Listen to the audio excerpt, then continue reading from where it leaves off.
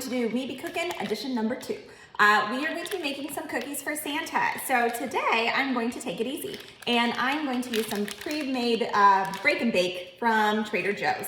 The best thing about this is that they're really easy, really simple. And so if you have a child who moves around a lot and doesn't have the patience to cook long cookie recipes like our last one with the gingerbread, which had lots of ingredients and it took a lot of time and it was really tricky, this is your go-to. The reason I like break and bake is you can start with language opportunities from the get-go. So the first thing we're going to talk about is the packaging.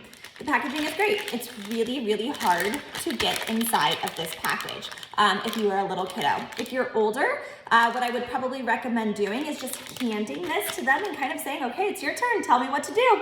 And having your child be kind of like the follow the leader, and they are the leader and they are telling you what to do today. Every child likes to be a bit of a teacher, so it's fun when you get to teach mom what to do. And if you have a little kiddo, what you're going to do is you're going to take this bag, don't open it. The first thing we tend to do when we have our snacks is we open them and we hand them to our child. This is actually a communication opportunity. They cannot get in this bag by themselves. So what I'm going to do is I'm going to hand the cookies and say, ooh, we're gonna make cookies for Santa. That'd be so fun, okay. And I'm going to give it to the child. Your child is going to pick it up.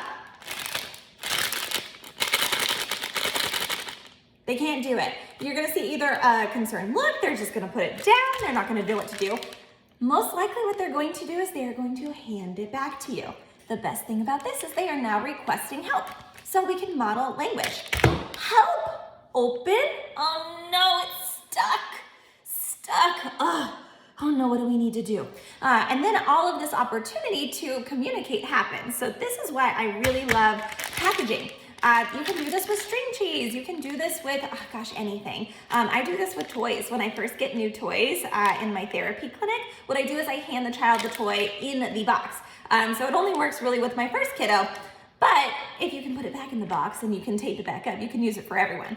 But it is something to do that just kind of makes them think, what am I supposed to do in this situation? I cannot get into this by myself. Therefore, I must ask for help. So this is what you're gonna do. Give your child the whole package and let them open it themselves. If they can't do it, then it's a great opportunity for help. When your child does open it, so the next step, okay, we're gonna open, I make a lot of sound effects. The sound effects are for a purpose. The sound effects are to get your child engaged, to give them something that's easy to imitate. It's really hard sometimes for our kiddos to use language, but sound effects are great. So a lot of times you'll see kiddos that we work with say, oh no. The reason they're doing that is we've modeled it for them too, and it is something that is easy, therefore I'm increasing imitation. So it sounds silly. It's really cool because what it does is it builds their confidence, and as they're more likely to communicate with you and they're more likely to use these what we call environmental noises. So boom, uh-oh, ouch, pull. They're more likely to start adding in some language as well. So we're going to open it. This is actually a little harder than I thought. So this would be a really good one for kiddos. And then the next language, what do we need to do? It's in. We need to pull it out. So great language opportunity here. Out, pull, whoa. This is really cool for our kiddos who have some sensory difficulty as well. They are not required to eat the cookies. A lot of our kiddos do like cookies, but some of them, this might be really nerve-wracking. So when you look at chocolate chip cookies on the front of the packaging versus what it looks like here, it looks very, very different. That is going to be something that you can help walk your child through. Ooh, okay, I see chocolate chips on the cover. Oh, I see broken chocolate. I see brown pieces, and I see kind of circles and some ovals. They're all different shapes. It's okay that things are different shapes. I can smell it. Okay, smells a little bit like cookies, but it's not a very strong smell. So I can walk them through what it's going to feel like. It's sticky, it's cold. Some are cold, some are just a little bit sticky, some are hard, some are soft. That's going to really throw them off. There is so many different textures on here that it's really great for them to explore, and there's no pressure to eat. So the next thing we're gonna do is we can talk about either, if you have an older kiddo, you can walk them through, okay, what should we do next? Okay, what do we need? You can have the pan out, or you don't have to have the pan out. If you don't have the pan out and you have an older child, they have to ask you to get the pan, or they have to know and be able to sequence what's next, right? So they need to understand that you need a pan, you need something to put the cookies on. So it's a really great step to do for our older kiddos to help them problem solve and work through language. So for our little kiddos, we could do break. Whoa, break in half. This is a great quantity concept. It's a little bit tricky, but it's something that you can talk about.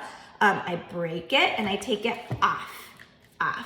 Where do they go? Here's a where question. Where do they go? They go on the pan. On the pan. Okay, let's put it on. And then for our older kiddos, we can talk about why we don't put them too close together. So why don't we put cookies right next to each other? Well, what happens if we put them? You could do an experiment. If they really don't understand why, you can bake 2 cookies next to each other, and then you take it out and you say, oh no, what happened? Okay, so why can't we bake 2 cookies together? Well, it's gonna make too big of a cookie. If we want a big cookie, that's a good idea. But if we don't, we need to make sure they're far enough apart. How far is far enough apart? That's something to also talk about. So all of this language is a really great way to kind of help your child problem solve and make smart guesses. So that's something that we talk about a lot with social thinking, making smart guesses and how to know what is appropriate when you don't always know the answer. Well, I can make a pretty smart guess that I'm not going to put all of the cookies in one row, right? What's going to happen if I do that? I can make a smart guess that they're probably not going to bake the right way. It would be a wacky guess to put it all together and say, okay, this is how I bake cookies. Okay, so we are helping them understand the difference between some smart guesses and some wacky guesses. And also at the same time, we are helping them bake some fun cookies for Santa, and it is all a big blast. So we are going to then talk about, we get them all on our pan. Okay, they are ready to go. They don't all fit. Okay, so what do? This is something that we naturally just kind of move on from. We don't really think about how to break down language that happens with a cookie. This is an intense cookie activity and it's a break and bake. So think about all of the language opportunities that we miss all day long just because it's something that we don't even think to talk about, that what happens to the rest of the cookies. Problem solving. Okay, so if we don't cook them now, what can we do later? Do we have another pan? Should we space them out more? These are great opportunities to help your child build some independence too. So think about when they're older, how are they going to know how to bake things in the oven if they've never really thought about, okay, spacing and time management. These are all really cool skills that you are just incidentally working on. They are not something that I would say, okay, time management right now for our 6-year-old because he's too young.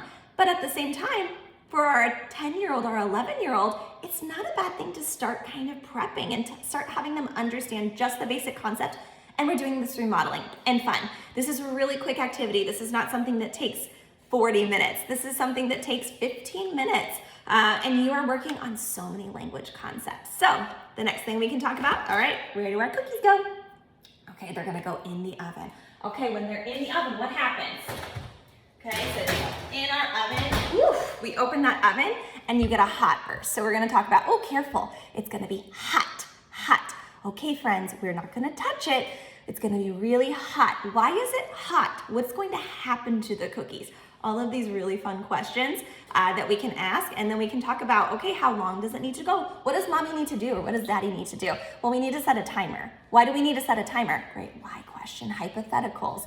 What happens if we forget, right? We can talk about what if. So if we burn cookies, what do we do with the cookies? These are all really cool ways to work on language. So I hope that you guys have a lot of fun making some cookies, and I will be back with the final result. See you soon. Now I smell the cookies. They smell really good. Something to talk about for your kiddos. Why do we need an oven mitt? Why can't we touch a pan? Why does mom or dad have to do it?